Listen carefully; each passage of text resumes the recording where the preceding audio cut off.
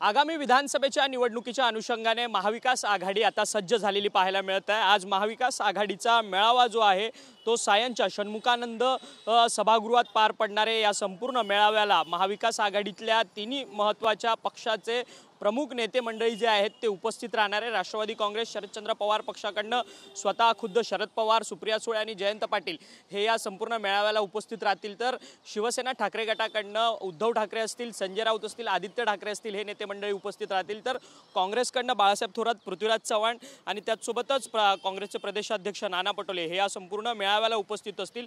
आज संपूर्ण मेळाव्याचं आयोजन जे आहे ते षण्मुखानंद सभागृहात करण्यात आलेलं आहे। खरं तर तिन्ही पक्षातल्या कार्यकर्त्यांचं कोऑर्डिनेशन व्यवस्थित व्हावं याकरता या संपूर्ण मेळाव्याचं जे आहे ते आज मुंबईमध्ये आयोजन करण्यात आलेलं आहे आणि या संपूर्ण मेळाव्याची जय्यत तयारी जी आहे ती षण्मुखानंद सभागृहाच्या बाहेर झालेली आपल्याला पाहायला मिळत आहेत। तिन्ही पक्षांचे बॅनर्स, झेंडे, होल्डिंग्स असतील मोठ्या प्रमाणात रस्त्याच्या दुतर्फा सभागृहाच्या आसपासच्या परिसरामध्ये मोठ्या प्रमाणात लावलेले सध्या आपल्याला पाहायला मिळत आहेत।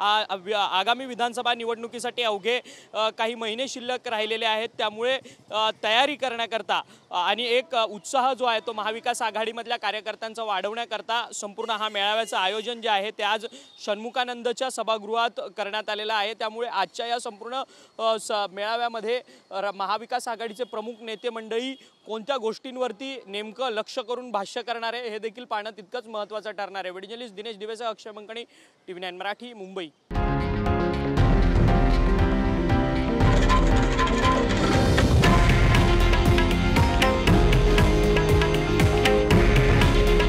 हे आहे देशातील नंबर 1 न्यूज नेटवर्क आणि आपण पाहत आहात TV9 मराठी। काळजी तुमची, हित महाराष्ट्राचं।